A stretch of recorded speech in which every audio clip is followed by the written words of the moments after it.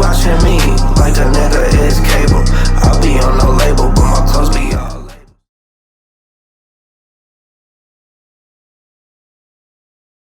It's been this way the whole time. It's been this way. It looks like the world is on fire when I turn my TV on. It's been this way. I feel like it's been this way the whole time, and I couldn't see it all. It's been this way. It looks like the world is on fire. What's up, everybody? Welcome back to another episode of a No Label Convo. Here with my boy Nell. What it do? Shouts out to the subscribers on YouTube, of course. Subscribers going up. People that sharing, liking on Instagram, sharing on Facebook. Just continuing to support. Listen on the podcast streaming platforms. Just continuing to support. We appreciate it. You know we doing it for y'all. Shout out to our supporters. Shout out to all our subscribers. Shit, we just hit 800 followers. Shit, that's a benchmark. You know what I mean? Appreciate each and every one of y'all. We got it on the whiteboard to go for the end of the year. 1,000. Yeah, so we might hit that soon. So we getting there. Shout out to Guap Coin, cryptocurrency for the culture. You know what I'm saying? Monetizing art, monetizing black influence. So definitely, we see the buzz going crazy right now. So like, get in while you can. It's just still at a reasonable price. You know what I'm saying? Go on at Guap Coin. On Instagram, all the social media platforms, download the Guap Coin multi-wallet. Get yours. So today we sitting down with, I feel like somebody who really embodies the spirit of Buffalo and that art side of what we see in the media today when it comes to our city. Somebody I've seen on the Buffalo scene for a minute, and it's dope that we get to sit down and chop it up like this. A filmmaker, just visual artist, and every sense of it. So we're gonna introduce Source Academy Kid. Yeah, but that's why this is important, because niggas knew me as Reason for so long. Yeah, and when I tripped, the shit shifted, but it's just catching up. Word. How you doing today, bro? How you feeling? I'm feeling good. I'm glad y'all chose to come through. Like, this shit is cool. My sister, Halls of Art, look this shit up. HOA Interiors on Instagram. My sister painted this shit. She'll come. She like, it's gonna cost you, but it's gonna look official. Yeah, it's hard. Because he sent me the picture. He was like, "Would you want to record here at Bridge?" I'm like, "We there." We there. I had to, cause like, man, this is the stuff that like really makes our city. Like, if you drive down Hurdle, you're gonna see murals for days. Like, in this, the fact that you embodied it in your house is amazing. Yeah, no, I had to. She'd been talking about it for a minute. My mom was kind of like, I don't know, but nah, we had to do it. I feel good, though. I'm happy to have y'all here. Like I said, I seen the Truey interview. I seen the Gaines interview. I've been riding around to them 2 albums. The joint Truey dropped last December. Probably maybe the December after last. And then Gaines' joint. So it's like, I like Gaines a lot. I still listen to that. Hell yeah, shout out to them boys. So you were born and raised in Buffalo, right? Born and raised. Like what part of town, like what high school you go to and stuff like that? I went to I was born on Ferry by Bailey, but then moved over to Winsfield, which was like kind of whack. In comparison, yeah. Yeah, but luckily like my grandparents was on Shuley for a good amount of time, so like I was over there just like I said, it was kids running up the street, like that was when I was a kid. But I went to Tech. Engineer. The engineer. Tech alumni. Yeah. You went to Tech? Yeah, both of us did. Okay, yes. Nah, my sister went to Tech too. I almost rocked. I got my sister's Tech track jacket. I almost rocked that shit for this. Shout out to Sardo, man. How many years going? Is Sardo still there? Nah, I think he retired now. Yeah, but we killed it. We was killing him like 10 years straight, something crazy like that. Too bad it couldn't be the same for basketball. Is what it is. What year did you graduate? Shit. I graduated in 2001. Word? Oh,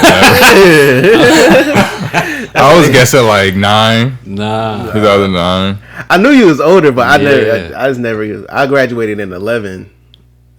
That's 2011. crazy. I graduated 13. It's been hitting me so much. Like, where the fuck? I was just in Austin, visiting my homie. If y'all ever been to Dreamland when the shit was open, my homie Dana, who had Dreamland over on Franklin and Tupper, I think that is. But yeah, going down there, hadn't been out of the house in like a year. Shit, we was going like estate sales. I bought some jewelry. I bought a hat. You know what I mean? So like I'm in the club and I'm looking around. I'm like, damn, yo, I'm jive old. Like, we're dancing is like a motherfucker. So I'm like, I want to be outside. But at the same time, I'm like, everybody looks like they're about 22. Yeah. You know what I mean? So, but at the same time, I'm teaching and like I'm working with, you know, Ooze Gang. I've been working with Truey. I've been around the young artists for a minute, and like when I came back from New York, people was telling me like Short Moscato. He's the first person I saw. Was like, yo, I used to listen to you. Very shout out to Short. So like the younger generation just been they just been keeping me in the loop and like keeping me inspired and shit. That's dope. So it's ill. Hell yeah, because what Chewy's doing with his studio is nuts. Yeah, I gotta go up still. Yeah, it's nuts. He need to get back in town, man. Yes. Hell yeah. So when did you, was art always a part of your life, or was that something you kind of like slowly gravitated to? It was pretty much always a part of my life. I was talking to my wife because when I met her, I'm like, you an artist, but she has her parents immigrated from Haiti, so her whole life it was just like, gotta get money, you know what I mean? So now she's just now being like, what does it mean to create? And she was talking to me about the same thing, and I'm like, my auntie, she's my cousin, but I call her my auntie. My auntie Willie, who passed away, she gave me a book when I was like 4. It was like an empty book, and it was just like, you know, a message was like, write whatever stories you want. So that was probably the beginning of it. Like there was this one little children's book that was like, I think it's called Where Is My Mother, or Are You My Mother? The little bird. I don't know if y'all seen this shit, but this is like some 80s shit. Like it's a little bird that got lost, so the bird is like going through asking everybody if they mother. Oh, I think I did. I remember seeing something like that. He was asking a bunch of different animals and stuff. That was my shit. So I wrote it. I did like a sci-fi remix of it, where like the bird is walking around, but then like it sees a fucking dinosaur because I love dinosaurs. Then the fucking military came in and it was a blizzard. You know what I mean? Like I turned it into a whole thing. So that's probably the beginning of it, just writing. I used And to what draw age did you say that characters was? and shit. Say about 4 or 5. That's fire. Yeah, but I ain't settle into rap until like years later. Yeah, like because I went to performing arts, right, for grade school from 5th to 8th. I still wish I would have went to PA. That was what I always be like, yo, if I could change anything, it would have been staying there. Word. But the biggest thing was I went from performing arts to Hutch Tech, and from going like an art mind to the science, technical, everything. It was such a culture shock. Right. So like in high school, did you feel conflicted at all, like learning all the technical side of stuff, and did it conflict with your art? I mean, I want to say I fell off, but like, yeah, I got caught up. Just the whole transition from, like I said, I was writing, but I was really drawing hard. Like I was drawing comic book characters. I had like a little crew. Everybody in that crew that I know now is ill. So I'm like, damn, if I would have kept drawing, I might be dope. But by the time I got to tech, you know, I gave up. I was in karate. I gave up karate for football. I was drawing. I kind of gave that up for writing poems. But yeah, the whole electronic shit, it was just like, my mom was just like, you need to go to a good high school. And like I didn't get into honors, and I wasn't even thinking about PA. So I just went to tech. But everybody, I love my experience at tech. Like tech was the shit. Word. That's so dope. So, boom, you finished high school. When did you start getting into rap? Or like, what did you get into first? I should say, as like, did you get into film or did you start rapping? Film was always around, but I didn't realize it. Like I would be at my boy's house and we would just be analyzing commercials and shit. Like just like how, like we knew early that like motherfuckers was marketing to us. So we was just kind of like judging which commercial was doper, watching films and just judging what was a good film and why. Like we would get into hard debates about the shit. And then my uncle Lou used to always he had the big VHS joint, like early 90s. He was filming everything. So it was always around, but it wasn't my thing. But rap came because I was writing, and my man Jermaine, my man Mujahid, and my man Harry. We used to go to Harry's crib, and we called it the basement because it was in the basement. He had a computer, he had the whole setup. Right around the time Napster happened, so he was like downloading. He was downloading songs. My man Zaire was selling CDs at the school. He's burning them. He was burning them, but Harry was on the low, creeping CDs from stores and shit, and then kind of undercutting Zaire on the price because his overhead was lower, and then he started to put us on the mixtapes that he was selling. But yeah, we were in the basement one time, and it was a cipher, and I heard people's raps, and I'm like, yo, I'm writing poems, but my shit sound like a rap. Like, I think I could do that. And the cipher never happened again, but we ended up just recording in the basement.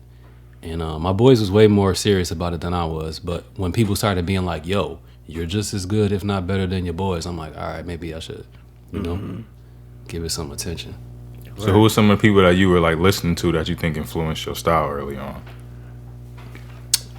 So, okay, Napster was out at the time, so like that Big L and Jay-Z freestyle came out, and niggas, I was like, what's a Big L, bro? I bought the cassette. I tried to buy, you know what I mean? R.I.P. Yeah, R.I.P. I was just heavy on the Big L because his voice was so distinctive. He could slice through, so I'm like, okay, I gotta make sure my voice is distinctive. So up until maybe like 3 years ago, I was always trying to rap in a higher pitch. It wasn't until like recently that I got comfortable with like, what's my speaking voice sound like? Like, what are the different areas and octaves I could fuck with? But yeah, I was listening to Big L. I was listening to Mad, Mos Kweli, Common, Mad Jay-Z. Not as much Nas. That was like until maybe in college I listened to more Nas. Lupe, when Lupe came out, it was over. Yeah. A lot of Lauren. I remember when I bought the score in like 4th grade. We went on like a class trip or some shit. Was it 4th grade? Nah, I was young. But we went on a class trip. I bought the score. I remember being in the hotel because we was in Montreal, just jumping on the bed, playing the Fugees and shit. So those are the people who I'll go back to and be like, okay, I need some inspiration.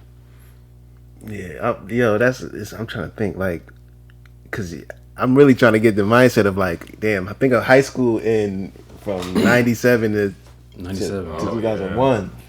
So it's like the whole, how you even get music is different. You know what I'm saying? Completely different. It's like only reason I even have a idea like the of it. Walkman area. That's For like sure. the Walkman era. Yeah. Bro, the first time I heard Nori Super Thug, my man Classic. jumped on the 12 because I think he jumped on the 12 on like Eggert and Windspear. Shit came down. I hopped on it on Windspear. He had the yellow Walkman and he was like, nigga, this is the illest beat I ever heard in my life. And then, that's the first time I heard that shit. Bro. Yeah. Yeah, my oldest brother, he graduated. He went to Turner Carroll. Like he was like I'm like the last graduating class of them. And he introduced me to what was like Ready to Die. And I was like, he always had that, and it was just like Foxy Brown and like little, and it's just like even trying to put my mind back there is so difficult, Right. Because how we ingest music is completely different. Yeah. Like, do you feel like it was like more care and like more like You built like a stronger connection with the music. the music back then? I would say so, but it's like, I would say I built a stronger connection with the music. I can't say that there was more care. I think it's just more people doing it with more accessibility. You know what I mean? Like, I remember when it was a SoundCloud rap or like cloud rap in like the like 2010, 2011, like it was a genre people tried to coin when you was just recording in your fucking on your MacBook and put it out there without the crazy mixing. You know what I mean? So one could say that like there's not a lot of care in that. But yeah, I think people you just got to sift through. It was easier for me to get access to the doper shit when I was living in New York because I was around so many people that was like actively looking for it. Right now, it's a little bit more difficult. Like when y'all was talking earlier, I'm just like, okay, I gotta hear the new Isaiah Rashad. my nephew was in here helping me paint the other day, and he's playing. I didn't know Nicki Minaj dropped some shit, so he's playing the new Nicki Minaj joint. I'm like, you know, it's a little bit more difficult now that the blogs aren't a thing, and I've been in jazz mode for like the past 3 years, so I'm just climbing back out, and I just so happen to climb back out with Buffalo shit. Word. So yeah, I wouldn't say that it's less care. I think people take care, but it's just more people doing the shit. So you think you think it's easier or harder to get on now for an artist versus like that era? I guess it depends on what you call getting on. I think it's probably as difficult. I think, far as I can see, there's still gatekeeping. If on means with like established companies and brands and shit, it's probably just as difficult. But I think as far as like carving out your own niche or whatever, Yeah, I like would say on as far as being able to provide for yourself and your family off of your music. yeah, it's way easier. It's way easier. I mean, but it shifts so much. You know what I mean? Like when I first really 604, that used to be Deep Thinker. I don't know if y'all ever heard of Deep Thinker Records. Okay, it was a record company. Around the time Buff City was putting out like that SE Gang mixtape and all that shit, it was so divided. The way it is right now is beautiful because I seen it back when it was just like split down the middle. So like Buff City was over here. I remember Benny and them. I remember what's the one joint when they put the Sippin' Hennessy video out, and they went to the liquor store, and Shay went in there. He was like, "I want all the Henny." Did y'all see this video? Nah. Y'all gotta Google. Hold on, is that the one where they had like the big block party on Montana? I don't think so. This one was in a fucking club. I don't know where the club was. It's called Sippin' Hennessy. This is the era that I was on Deep Thinker. But yeah, he goes and he's like, "I want all the Henny," and the woman's like, "You want all the Henny?" He said, "I want all the Henny," and they go right into the video. But we was on what you would call like the indie backpack rap. Like this is when it was still like a divide between the thing.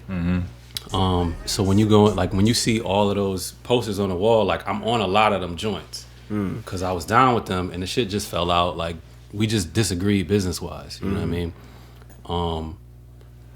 So the difference is, I forgot the original question. So the split was kind of like between, like you said, Deep Thinker and Buff City. Yeah, I mean, I don't want to say it was a split like it was beef. It was just very much a divide, like somewhat of a divide. The same way that there was a divide in hip hop in general with like it's always been shit, backpack and yeah. So yeah, that's where I was at the time. Word. Yeah, because it's like we younger, and it's like we only know what kind of like we're told, and it's like I'm always research. Yeah, we try to research, and it's like there aren't many storytellers from that time that are willing to speak in front of the camera, because that during that time people wasn't, you come around with a camera out, like, they smell like they never gonna fight you like so that's why I love Nori, what Nori and FN doing on Drink Champs, because they're bringing like all the OGs and legends on to where they know Nori and are comfortable with them, to where they telling stories people have never heard before. And they just chopping up about old shit for like 3 hours.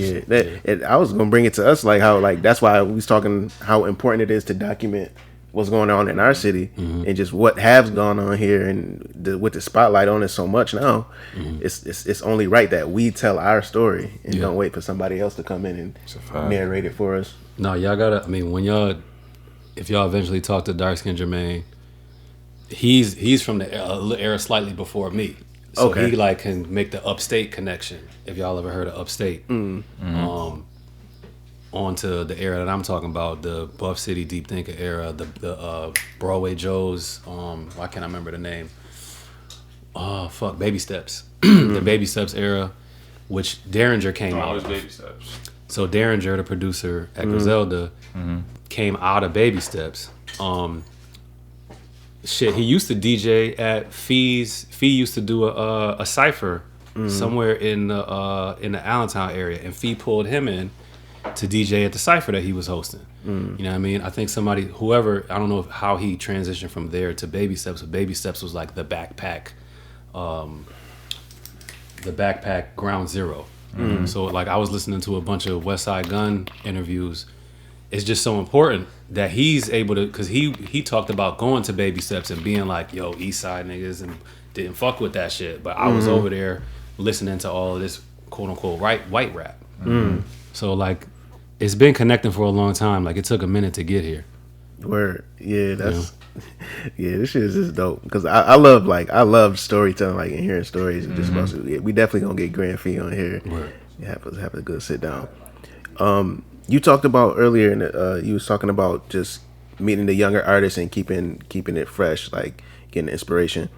Do you think what do you think like psychedelics played a part in keeping you what do you call it, like brain elasticity, like being able to be flexible as an adult and integrating into just how things are now? Hell yeah. I would say it probably did. I can't put words to how it affected the way that I related to artists on that level.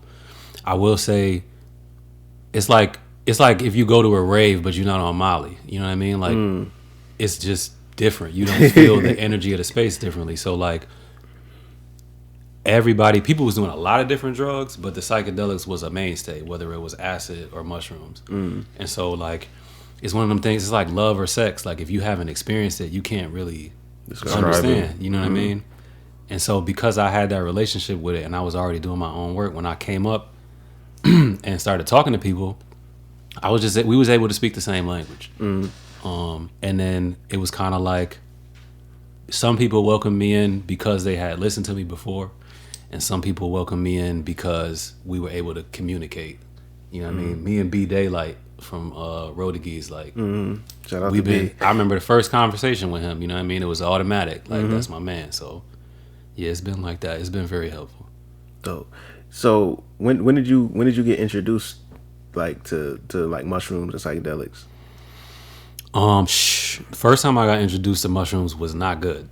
I was my man. I'm not gonna put him out there. What year about? Shit, I was like, I might have been in college. I might have been in high school. I can't remember. But no, he put mushrooms in a blunt. Between like 15 and 20? Between 15 and 20. 15 and 20. He put mushrooms in a blunt, and he didn't tell me that the mushrooms was in the blunt, so I hit the blunt like more than I should have, and I was high as fuck. That was like the highest I ever been, and then it was like I vomited. Like it was the worst high ever afterwards. And I asked him like, what the fuck? And he was like, it was mushrooms in there. Ha ha ha. I'm like, you dickhead. Yeah. So I didn't want to fuck with mushrooms for a long time. But so fast forward, I'm in New York. I dealt with depression, anxiety, ADD.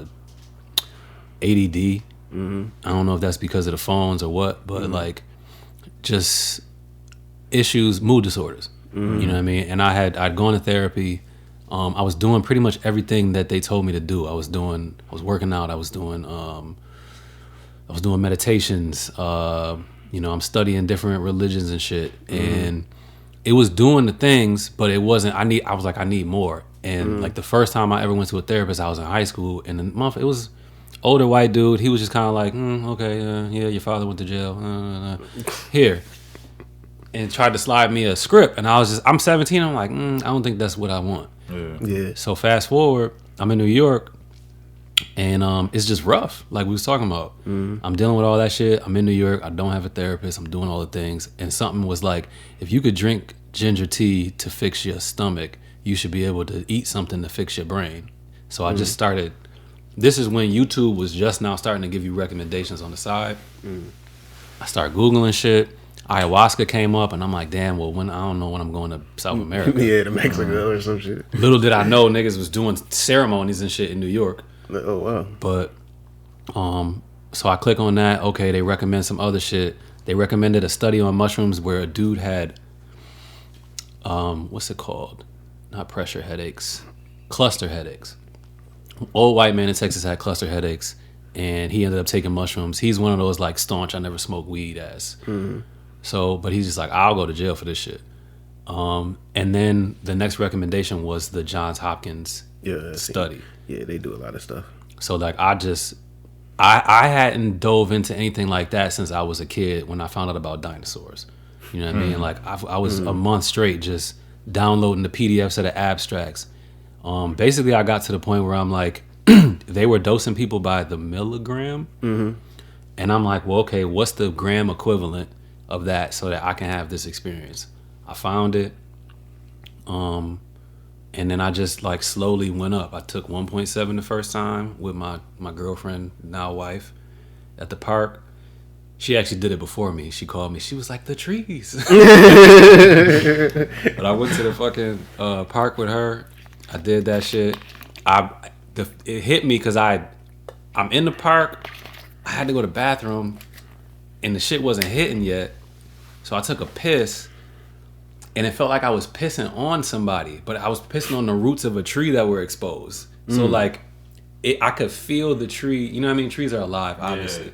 But you know what I mean? Like, yeah, as if you were like, dude. So I'm just like, oh shit, my bad. Mm-hmm.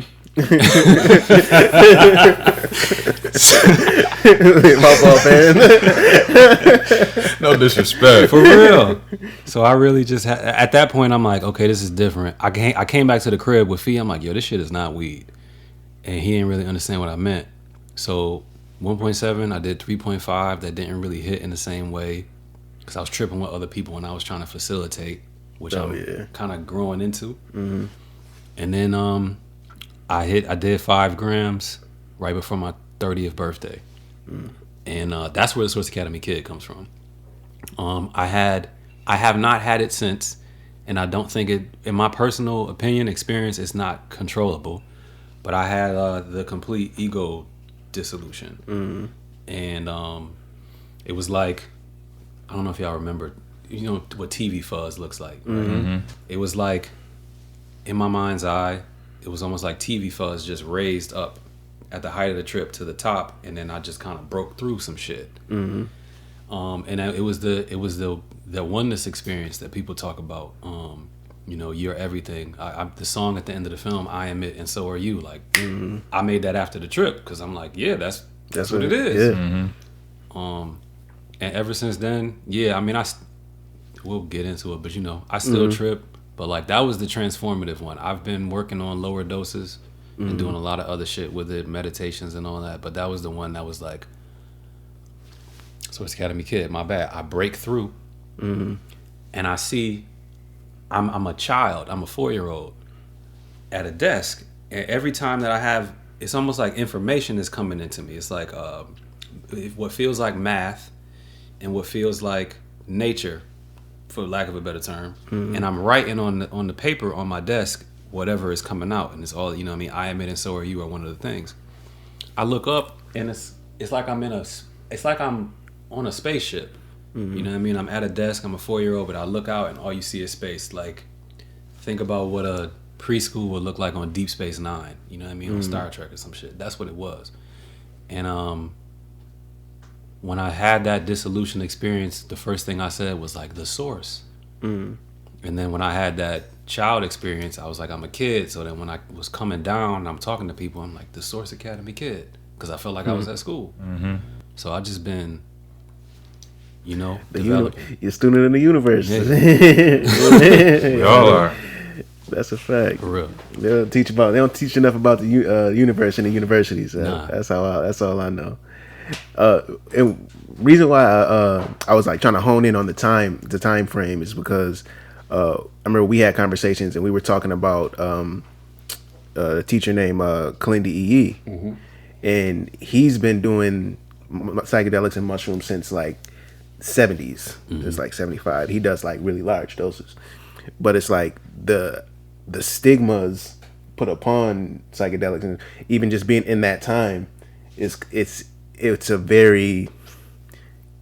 a difficult thing to kind of like identify and interact with just people who aren't familiar with it. Yeah, because like now we're able to sit and really facilitate conversations, but like I'm thinking like maybe in the 70s and 80s that wasn't the case, right? And I was just trying to like get a good time frame from when you were you able to. Well, yeah, you said you had them with your friends and here and there, but yeah, I feel like we kind of take for granted just like how we're able to have conversations and like. Yeah, that's helpful for you to say that, because I've been feeling isolated than a motherfucker. What can you, like we said, like how can you describe love or sex to someone who has not been in love or had sex? It's difficult. So now the internet is great for that. to be able to connect with people who've had the same experience. But yeah, I need to be grateful for the time period that I'm in, for sure. Where we all do, man. So, you jumped in, you know what I mean? You had your experiences. When did it click where you were like, because you made a documentary? When did it start affecting your filmography, like, and stuff Immediately. Like that? Immediately. I came down from the first trip, and I had made I Am It and So Are You. I was just walking, like, I've been rapping so hard for a minute, you know what I mean? And I was getting to the point where, like, I didn't want to rapidy rap anymore. That was the era of a backpack era of talking about how good you are at rapping. I was like, this shit Lyrical is boring. exercise every track. Yes. I'm like, this shit is kind of boring. But I didn't really know until after the trip. So now I'm like, oh, I got some shit to talk about. So I was trying to put that into words, which is it's difficult. Like, how do you put it's difficult to wrap language around these emotions. But it was a challenge that helped me as a writer. So at first it came out with those songs where I'm just walking down the street in Brooklyn and song lyrics are coming to me and I'm finding, okay, it's gonna be on this rhythm. You know what I mean? It felt more like Motown or like doo-wop or shit like that than rap. But it was helpful because then it was like, okay, this is the foundational idea. I can write based off of that. Right. Film-wise, it didn't really come in until later on. But the second I took 5 grams again. I made a rookie mistake. I took the 5 grams. I had the fucking experience. Oh, this shit is amazing. Oh man, I got space now from this anxiety and depression. I can do all these things. But the thing that lingered the longest was my human, like my ego. It was just like, I want to have that experience again. So instead of waiting, like we talked about, I'm like, I'm going to do it in September, and I did it on the date. And I didn't let go. I got to a space in the trip where I knew, I was going to have to deal with some anxieties and fears. And it was a space where I was supposed to take my headphones off. But the music was so good, it felt like it would protect me.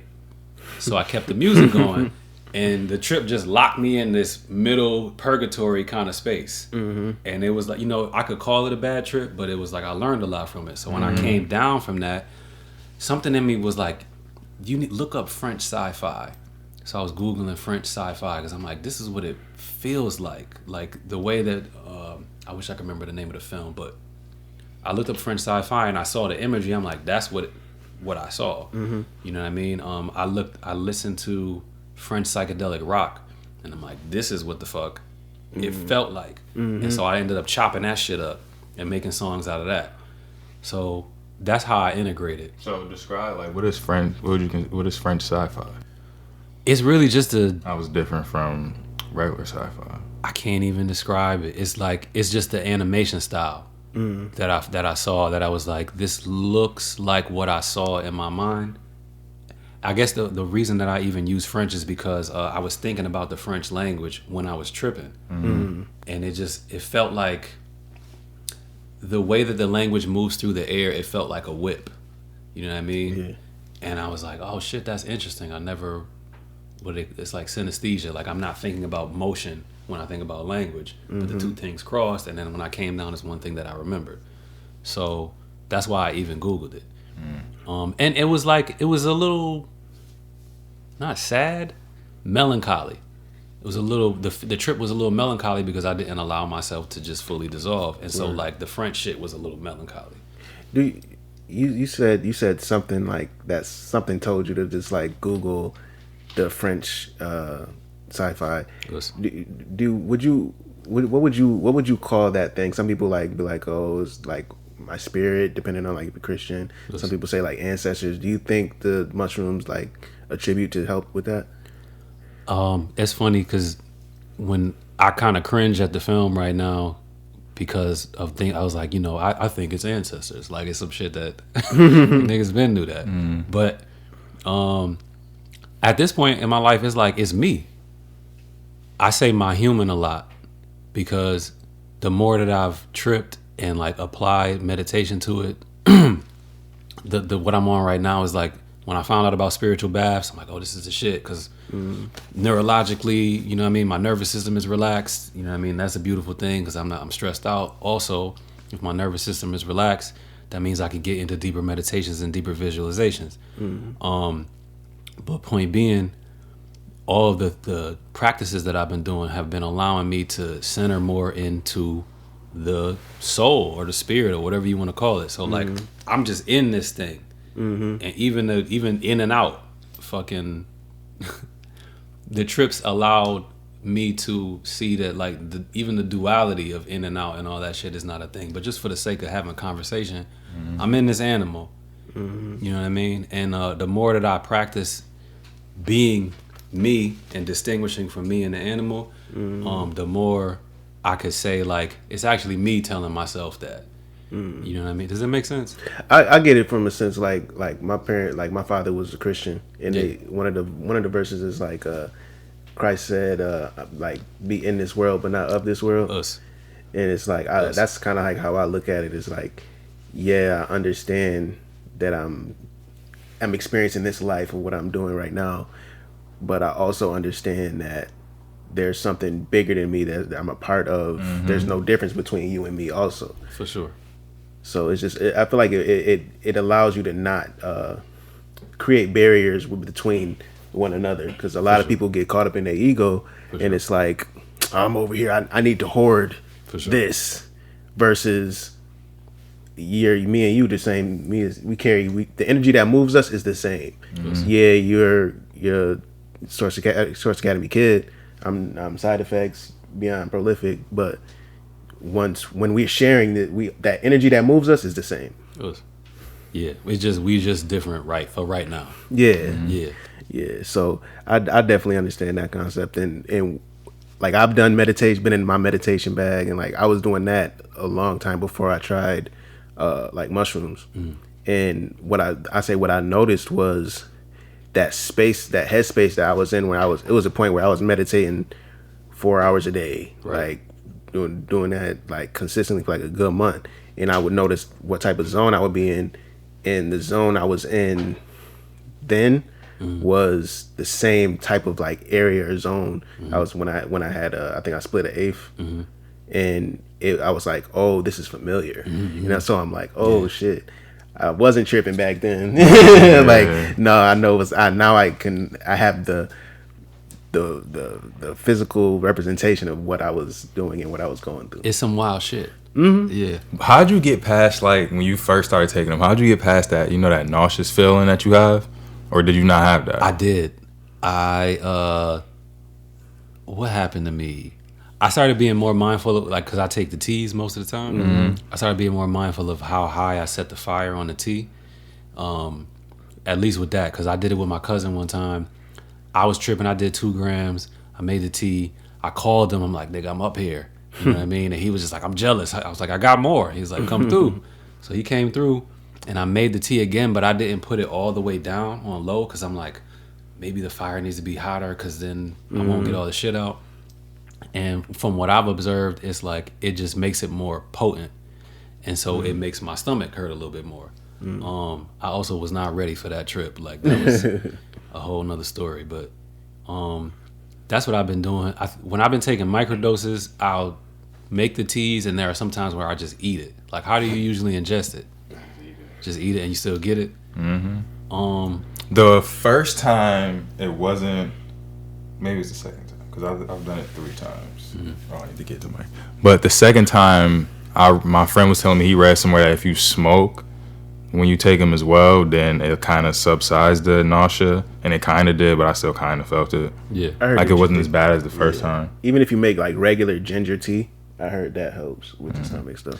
Also, to your point, I'll make sure I'm mindful of the tea that I put in the shit. So like I'll put chamomile, or I'll put mint or ginger, something that just naturally makes your stomach, you know what I mean, at ease. Word. So when talking, my bad. Yeah, you good. When talking to psychedelics, what is like the real difference or the benefits you would say more so for shrooms versus the acid? Because like generally people don't know that. I'm not as experienced with acid. I did acid once. I did like a quarter of a tab when I was in Queens, I remember getting to a headspace that felt like 2 grams of mushrooms. I remember going out to the fire escape because I saw a tree and I'm like, oh shit. So I go outside, but then I don't feel the tree. I It's don't more feel visual. nature. It's almost like a visual thing and not like a full body. It was very visual. Yeah, like when I closed my eyes, shit looked like it was like a Rihanna video that I could have directed. You know what I'm saying? But like what I missed was the connection to nature, like the feeling that other things are alive. It was blunted or muted or whatever. But I don't have as much experience. I kicked it with Truly a lot about that because our I really appreciate him because we're able to like kind of talk about it from different perspectives. I choose to do it like alone, on higher doses or on the smaller doses, mixing it with a meditation. Whereas from what he's told me, he kind of chose to take smaller to medium doses and go outside and like kind of feel the energies that are going through him when he's around people, which like I'm interested in doing now because it's like a new experiment. But the most specific thing I can say is that like there's not the feeling of the connection to nature. And the thing that my friends at the Psychedelic Society have said and at the integration circles, they say that it's not as emotional. They're like, because it comes from something natural, but because it's man-made, it doesn't have the spirit, quote unquote, of the fungus. So you're not really dealing with another living thing. So it's a little bit more easier to kind of flow. Yeah, that's what I was gonna bring up because some people say the shrooms comes from the earth. Yeah, acid is man-made, so that's the real big. That's how I look at it. Because like I'm not even really like a big drug guy, but it's like I've never taken. I don't look at mushrooms as a drug. Like it's a food. It's food. You know what I'm saying? Yeah. And just from my studies, like people be looking at like these great civilizations like Egypt and stuff like that, and it's like, oh, how were they able to do these stuff? Da, da, da. They're doing things that people can't do now, but it's because mushrooms and fungi was in their daily diet. Like, like that's like, and if you take some, you may see how they did it for real. So it's like, one thing I wanted to say, because some people don't know the difference. Like you talked about it in the doc, like how they kind of throw mushrooms in the category of like crack, heroin, and all that stuff, Schedule 1. And it's like, I say like the only difference between like weed and mushrooms is like when you smoke weed, it's very sensory. Like it's very sensory. Like you drink and stuff, you feel it more. Music hits a little bit harder, what you're hearing. The visuals maybe a little bit more, pop a little bit more. But when it's like, and you're connected through what you're sensing. But mushrooms is more like you're connected with almost like the universe and like the spirit of everything. Like, so you can feel connected with the tree, or it's like you feel connected to the stars type stuff. Well, no, I kind of compared it to. I feel like the mushroom high is like that very first time you really get high when you smoke weed. Because like when you become a smoker, you don't get as high. Like that first time, people like they said, you're chasing that first high. That's what I kind of compare it to. I can feel what you're saying because so they screened my film in Oakland in 2017. It was a psychedelic science conference. It was the first time that all of the clinical studies came together. It might have been the second time that all the clinical studies came together and like all the sciences was there. You know what I mean? And there was a section for art that I got to screen my film. They flew me out there. On one of the nights they had a yoga and cannabis session. So I went upstairs, got high as fuck, did yoga with this black lady from Florida, and then afterwards there was a meditation and cannabis joint. So we go in the room, all of this about the first time, like that first time high. We go in the room, we meditate, somebody's playing the gongs, like shit is ill. And then he's like, okay, now everybody stand up. We're going to get on the fucking escalator, on the elevator, stay silent, go all the way downstairs. We get outside, we silent, looking like a whole fucking cult. And then somebody comes out and they just start passing out pre-rolled joints. So we all get real high, go right back upstairs, and then continue to meditate. And I never broke through to a mushroom headspace on weed before, but I did that time. So I'm just like, okay, so it's possible. Like mushrooms are special in a certain regard, but they're really it's just another door to come into this you know what I mean, headspace to get into, because you, like you said, you got there with meditation. Yeah, and I think what it really comes down to is like some people, like we brought up Kalindi. He was very big on the mushroom because it comes whole as itself. Like you can pick it from the ground, eat it, and have that breakthrough experience or something like that. When it comes to say marijuana, you have to, most of the time you got to burn it, or other chemical drugs. We just talked about that. Like ayahuasca, peyote, stuff like that. You have to brew it, and it's like all of that comes from. It has to come from the mushroom because the first people were eating, foraging, hunter gatherers. Right. He comes from that type of setting. You ever thought about trying DMT? I have. It's gonna happen at some point, but it's just like I learned my lesson with the whole like, ooh, let me go trip again. Just because my human wants to do it. Like my human wants to do DMT, but it ain't time to do DMT. But at some point, what I really want to do. Have you ever seen? I'm interested in DMT and the way that they ingest it, as far as smoking it. But there's some tribes that like they ground up some of the leaves or whatever to make it into a snuff, and then they like, it's crazy. Like it's like a 6 foot long pole or whatever. So like one dude is on one end and another dude is on the other end at his nose, and somebody's holding him.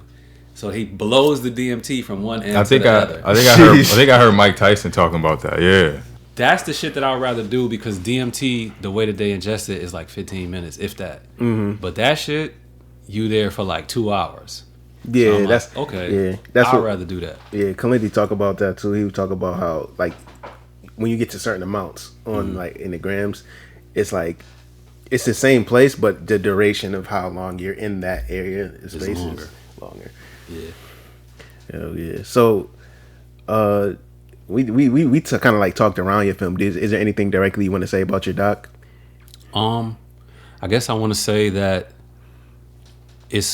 I'm figuring out how I want to present it to people. The first time that I did it was online because of the pandemic, and it was just kind of a test to see if people would be interested in just like how the experience would be.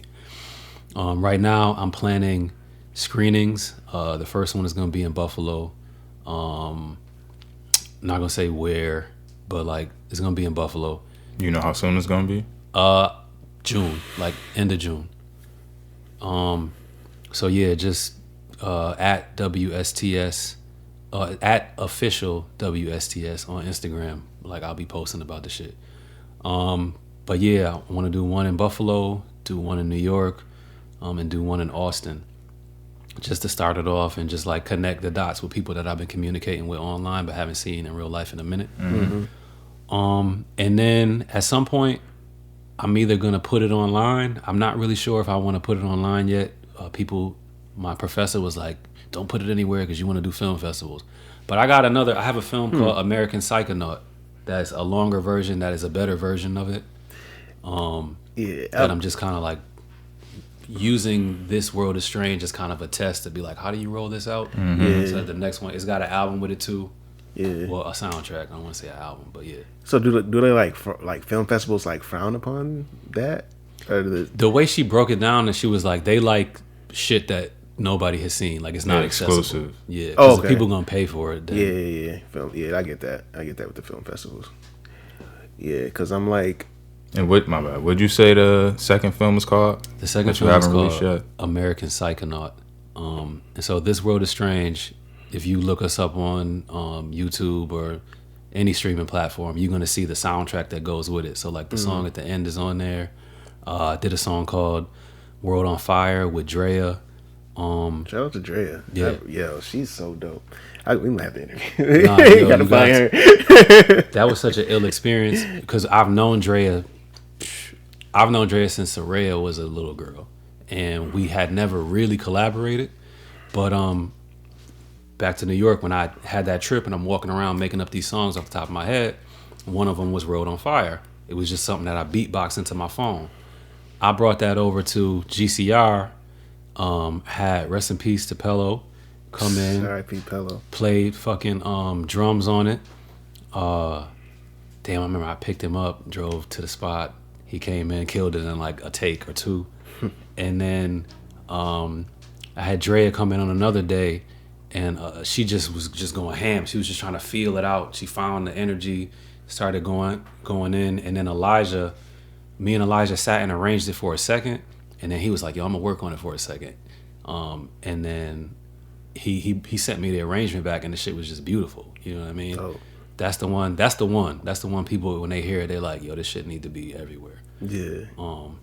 When I first heard Dre, I'm gonna say it was my dad. It might have been like Father's Day something event she had at the Trough.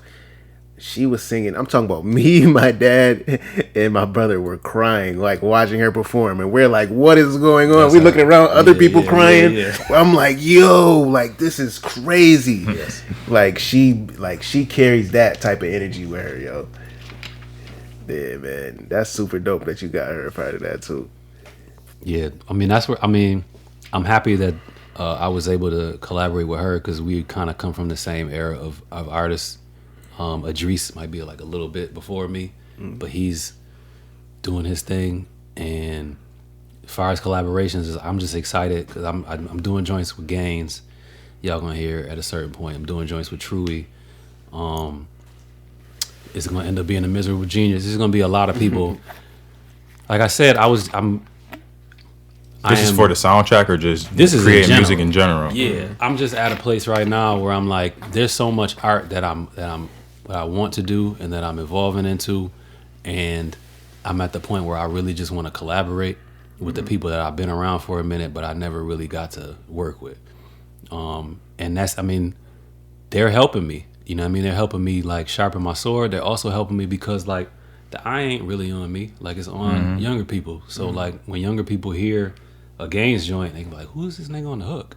You know what I mean? Like I benefit from that, so it's like it's sweet. Yeah, man. It's like that's what makes me happy, and like no, I don't want to say comfortable, but like I sleep good because it's like Buffalo has so many amazing artists and people like you who are able to even if you aren't in front of the camera, you're influencing that and pushing that envelope regardless. So yeah, shout out to people like shout out to you, man. Shout out to the cam. So who else helped you out with the film? Man, who else helped me out with the film? My friend Natasha Dillon. I'm gonna send this shit to her when it drops. She's actually in India right now. She's Indian. She's not from Delhi. She's gonna kill me. No, but she's from India, up high, like near the border of Pakistan, and she's just an amazing photographer and documentarian, and she really helped me. She helped me on the first edit because when I sent her back a joint, she was like, "This looks like some fucking National Geographic shit." Like I had images of people in the forest, you know what I mean, doing. She was just like, "This is some white lens shit. Like you need to come back and like build it up from your perspective." So like she really helped. My cousin Lehman just being who he is, you know what I mean, and being an experience with me. And yeah, those are the two main people that really like assisted. And then like my wife, you know what I mean, just being able to go back and forth about it as I was creating it. Honestly, the whole Buffalo community, because as I'm doing this shit, I'm in school, but I'm working with. I was one of the artists that helped, create UMS as it was like a thing for a period of time. And, like just the conversations that I'm having and like it just influenced what I put in the shit. Mm-hmm. So really it was a Buffalo thing. Both of these pieces are Buffalo things. Word. I want to ask you, Buffalo thing. What's the name? I know like we had conversations at Love House when we had the release party for our event. We were talking about the guy on the interlude, Bobby Hemmett. Mm-hmm. He spent some time in he used to come to Buffalo and do lectures and stuff. But did you ever have the chance to meet him? Yeah, to be there. No, I didn't get up on Bobby Hemmett. My partner Blue put me on to Bobby Hemmett. She what happened? When I met her, I was heavy into mushrooms and she was heavy into like Bobby and Panic. Mm-hmm. She was really heavy into Panic. Mm-hmm. And she was just like, I'm putting her on to Alan Watts. Okay. and she's trying to put me on the panic, but I'm listening. I'm like, who is this nigga? Yeah, most people do. So like, but, Wow. I mean, I end up taking one of Panic's classes. Like I took his class too. you know what I'm saying? Like, Yeah. I need to actually tap back into that shit later on this month. But like, I took his class, but like, Panic wasn't the first voice that resonated with me. I heard Bobby. I'm like, who is this old Southern nigga spitting this shit? Y'all all right? Yo, Y'all all right? like, I mean, his scholarship is unmatched. Yes. It's really helpful. Like, it just made my book collection a little bit fatter. Yeah, I seen the book too. I seen there. I was like, yeah, I know that's a know what I'm Bobby saying? recommendation. That's why, I mean, when I heard him, I'm like, okay, what's going on here? Yeah. And it's like, what's so beautiful about that is it's like, it almost leaves like a trail. It's so hard to, you don't want to call it like a secret society, but it's Right. it's like, yo, if you know, it's like, if you know, you know. If you know, you know. And you can follow the trace mark. There are breadcrumbs, and if you look for them, you will find the answers of what you're looking for. Like, And I don't even want to. I was thinking about it earlier today because it's so much. I purposefully didn't kick it with you in between this because I'm just like, our couple of interactions was just like, okay, you know what I mean? Same frequency, for lack of a better term. So I'm just like, I think I just want to, like, let's just kick it when we meet. You know what I mean? And like, the breadcrumbs are real. And it's also a thing that I'm realizing is just like, you know, it's not for everybody. It's not to really be talked about as much. It's similar to mushrooms. Like, you know, it's an experience. It's similar to meditation and all this shit. It's like, if you're not doing the magic, it's kind of hard to talk about it. And I feel like my man told me this when my man did acid in college, and he said some shit to me that has stayed with me. He was like, yo, I used to basically just try to like show people how smart I was. And he was like, I realized, he was like, somebody told me that information is like a watch, and you don't just go around telling people what time it is. that's a Like, fact. damn. That's a bar. That's a fact. It's a bar, right? And then I had to check myself. I'm like, yo, how often do you just be trying to tell somebody, like, are you trying to convince them of something? Are you trying to convince yourself? Are you trying to convince yourself? Are you trying to make yourself look this way? And I really, over the years, I'm just like, man, I just be talking too much. I need to just chill. Yeah. Shut the fuck up. Shut the fuck up. I had my awakening. That's definitely, I was on that type of time, and I had to learn how to like just shut the fuck up. Yeah. Because I was at the school I was at MSC High School, and it's like I used to do little lessons and stuff, and it hit me the one day I did a lesson on what's the word? If you those who know don't tell, and those who tell don't know. Yes. So it's like you ain't gonna go around everybody. Yeah, I know how to tie my shoes. Right. I know how to tie my shoes. Like, you don't. Nobody runs around saying that. They just tie their fucking shoes. That connects to the Bobby shit because there's so many. I grew up Christian. You know what I mean? I grew up Christian 3-4 times a week Christian. And so I'm surrounded by people who believe in different things and are in particular religions, you know what I mean? And at a certain point, you start feeling disconnected from folks. Yeah. But to the point of like those who know don't tell, it's just like, man, that, and let me just respect where you at. I'm gonna respect where you at. If I can respect where you at and stop trying to control and stop trying to convince, save, then I'm gonna learn more about, like, you gonna tell me some shit based off of what you learn, and that will impact me. Because otherwise, I'm just gonna try to force my shit down your throat and not get none of the knowledge. Yeah, and it helps you see kind of like where the world is. Yeah. So it's like once again we talked about being in it but not of it, Yes. and it lets you know what type of time the world is on. Yes. Because for real, I've had conversations just bringing up things that Bobby's taught me and things that my other teachers like Dr. Aleem has taught me in conversation with our normal friends, and for years it was, I can't talk to nobody about this because they're gonna be like looking at me like, what the fuck. So it's been, we living in definitely interesting times, and it's super dope that we're coming out of quarantine with documentaries like this and people gaining knowledge and just being able to really, because we're gonna have a lot of people are gonna have to integrate into this new quote unquote new normal. Yeah. And one way to do that is through microdosing psilocybin. And I feel like that's why they're really pushing it, and the legalization is about to go crazy, like what they did with marijuana, to help people with the trauma of integrating with the new technologies. I didn't think about it like that. Yeah, so yeah, I see the play. Like I see the play, and it's like I was so happy to find Kalindi when I did, and it was like he kind of like painted that picture for me to really take my studies further and what I do, and just really be prepared for what's coming down the pipeline. You had a chance to meet him, right? Briefly, yeah. It was funny. He's I mean, it was very brief, and he was just like, he's a man of few words out here. Isn't he? Yo, he's a man of few words. He's just an old school nigga, man. It was cool. Like I screened the film. I can't remember the name of the I think the POC Psychedelic Society or POC Collective. I'm blanking, but they did a conference in DC. I screened American Psychonaut because I made that specifically for Black people. Like I made all the references I was using was from films that like Black people know. And so I was like, okay, I'll let y'all see this joint to just get the reaction. Talking about the shit. And this is like, I was just getting like into Bobby, and I'm hearing people talk about melanin, and I'm like, finding out that it's like, okay, there's neuromelanin and eumelanin and all the differences, and I'm skeptical. You know what I mean? But like, I asked at the end, I'm like, okay, this is a room full of people of color. I'm like, what y'all think about this melanin shit? And nobody said anything. And Kalindi was like, well, Bobby says da-da-da-da-da. He starts breaking it down from his perspective. And it was funny because when I came into the conference, I sat down, the only chair, I sit down, I put my bags down, I rushed in, I was only there for a day, and I looked over, I'm like, it's fucking Kalindi.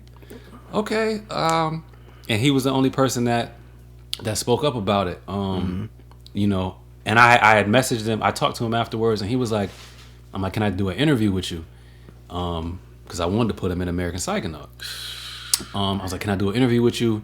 He was like, yeah, like we could do one, but there was so much going on. He was like, why don't you just come to Detroit? Because he was telling me about the conference. I was like, all right, I'll go to Detroit. Didn't go to Detroit. Then he passed away.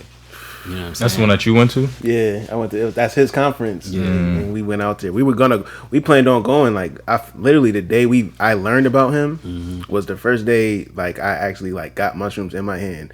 I found out about him. Watched his videos maybe for 3-4 hours. Literally the next day he passed away, and I was just like, shit, we was trying to meet him, and we gotta go to the joint now. So it's like, yeah, man, rest in power to Kalindi E. Shout out to the Tamarian Art Institutes. There's so many people I need to meet. Like you said, the 3 to 4 hours, I end up doing a dive on his stuff, and just the way that he was connecting, Egypt, the way he chose to go over to Africa, to different countries, and speak to people and look for their warrior societies and get taught by them. And find out about, I want to take Darren LeBaron's class about entheogens in Africa. I think that shit is coming up soon. It's with the Ancestor Project.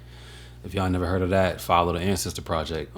They do really good work for psychedelic integration. But yeah, Kalindi, he was just connecting a lot of dots that like McKenna, when I first got into mushrooms, I was heavy on McKenna. I saw where McKenna had like his walls up. His brother, I met Dennis McKenna at a different conference, but he was basically like in one of the interviews, he was like, yo, Terrence stopped taking mushrooms.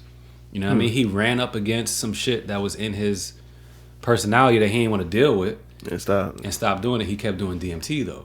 And so like I was like, okay, well that's cool. Like I know that he's got his own boundaries, and Kalindi kind of took the step further. Yeah, you know what I mean? Terrence is saying that there's no entheogens in Africa. Kalindi is like, I ain't ask nobody. Yeah, I'm about to say, just go over there and like ask the motherfuckers. Yeah, he was big on like, y'all all here talking about conferences and all this stuff, but ain't none of y'all doing them. Right. Or y'all doing them on a very small level.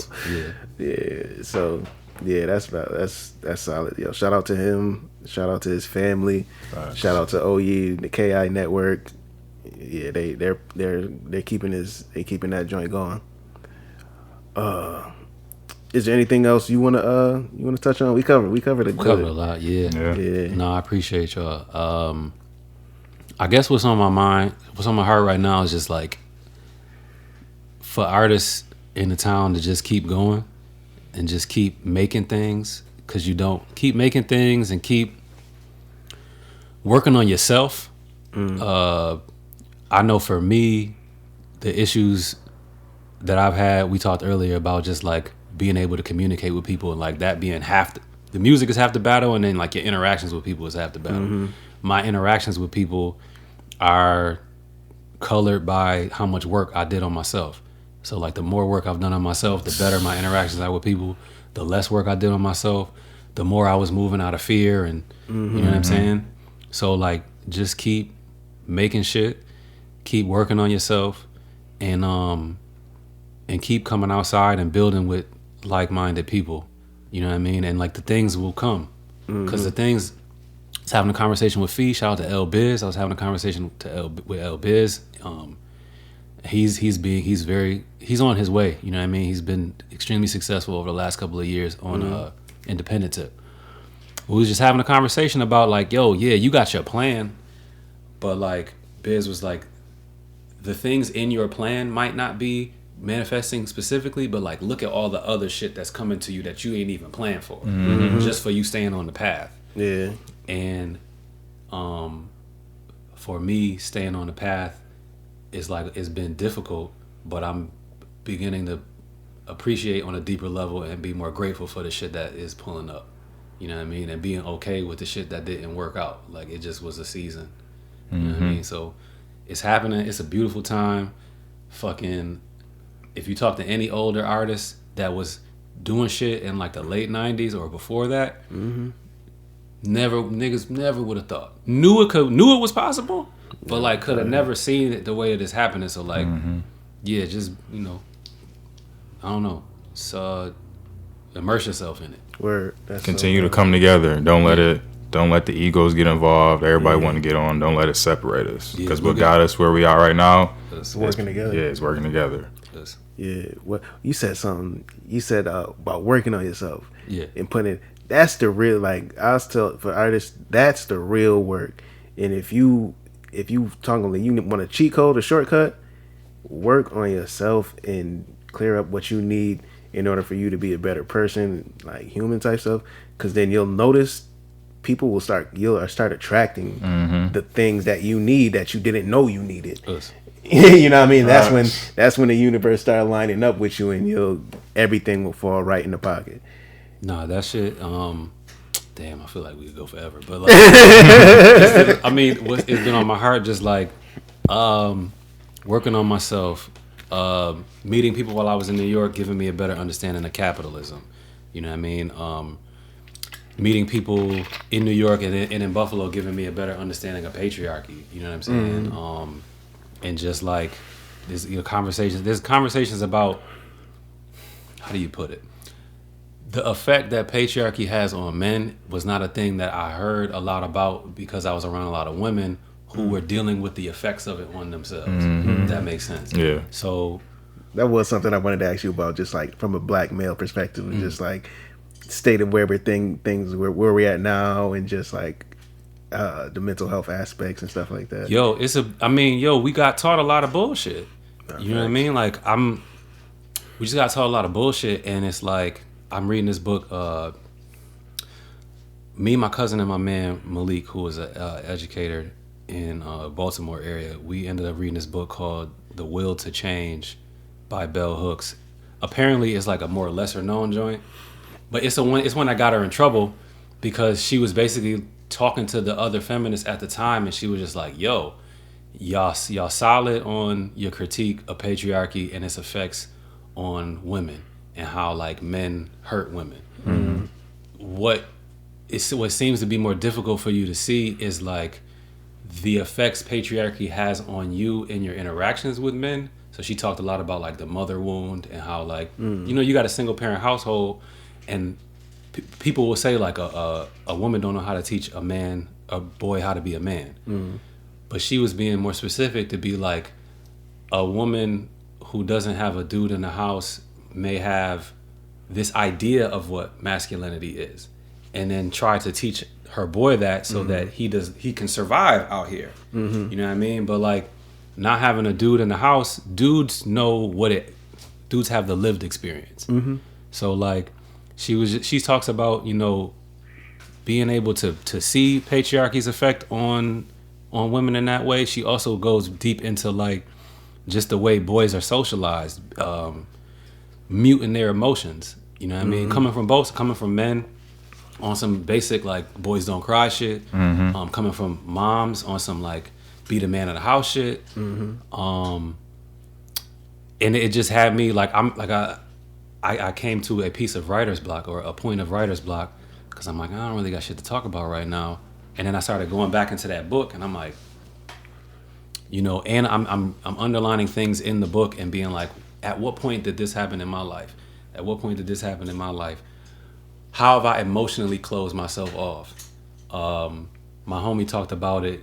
He's just like, yeah, okay, masculinity and femininity, we may call it that, but that shifts based on the culture. But yin and yang, you know what I mean? Like yin being the receptive, the magnetic thing, and yang being the thing that pushes. He's just like, man, the culture, he was like, the culture mutes you from being able to express. Yeah. You know what I mean? That's one of the things that's been. Yeah, that's valid. And one thing, like, R.I.P. to DMX, because he was so important in my life because expression. I don't care. I'm yelling, like I'm gonna growl at you, like, and you're gonna respect it. Like I'm gonna cry on stage and jump right back up and keep rapping, like, and nobody gonna say nothing, because they, as a man, I can do that.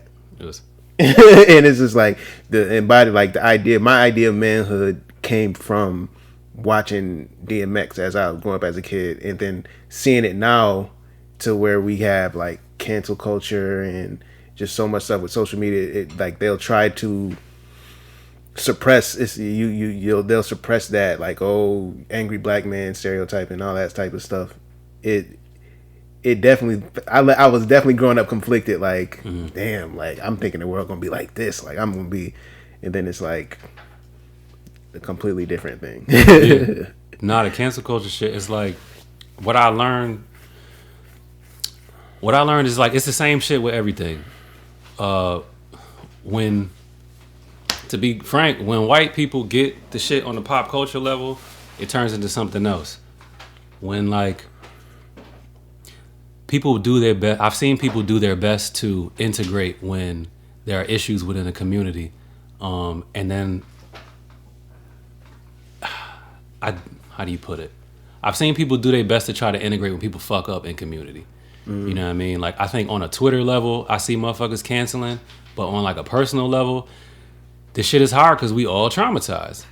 So like, when I hear cancel culture, I'm like, man, I don't know, not for you specifically, but like, I'm just like, I don't know if people are basing this off of their real life experiences and all of the minutia that goes back and forth within a community, or if it's being based off of, you know what I mean, what people are seeing on Twitter, where they are, you know what I mean? That's the thing. I do think it's more of a... It's probably like a combination of both, I say.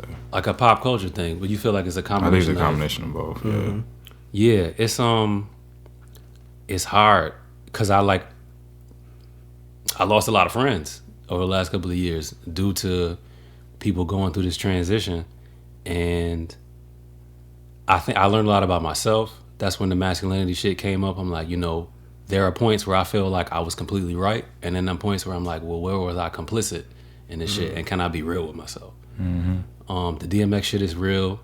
Being able to cry. Being able to emote. The anger shit was ill to me because, yeah, when can I be angry? Like, when can I deal with this? She talks about the rage. As a black man, nigga, I have a right to be angry a lot. Nigga, like. I remember when I was a kid, the first time, like, my mom was just like, yo, she was afraid. And she was just like, yo, you can't let your emotions be on your sleeve like that. And I didn't understand at the moment because I was so angry, I was crying. And she was just like, she was worried about how the world was going to see that. She was worried about people taking advantage of me being just straight out of rage. But it's like, bro, we got a lot of reasons to be enraged. But now, like, what am I doing to get to the core of that rage so the shit don't burn me up? Because, like, how many of our fathers, brothers, whatever, like, did some rageful shit? Now they locked up or they dead or whatever. Majority of them. So, yeah, the shit is... Yeah, man. It's a funny time, which is why I be tripping. It'll help you get another perspective for sure. That's all I got. Nah, we could have definitely went on with that. We got to do a part 2. Yeah, for sure. That's another hour conversation, I think. Hell yeah. Yeah, man. I appreciate you opening your space to us, man. Nah, thanks for coming through. Yeah, this is sweet. Appreciate you pulling up, man, for sure. We still got pizza. All right, where can people find you on your socials and all that stuff? Go to @official WSTS. I got a personal joint, but it's like, just go to the We Stole the Show. You know what I mean? You'll see the link from there. That's where you'll see anything regarding the film, anything regarding music, and you'll see us like promoting the people that we fuck with. Fire. Yeah. Man. Hell yeah. It's on IG and it's just IG or Twitter too? Oh yeah, no, hell no. I don't like Twitter. we talk about. I mean, He said, hell no. I'll observe on Twitter, but like my IDs need to kind of stew. But yeah, go to IG and like everything that we have will be in the link in the bio. Like you could get everything from there. Bet. Shit, all right, bro. Appreciate you pulling up. Appreciate y'all. No label the pod. We out. Peace. Peace.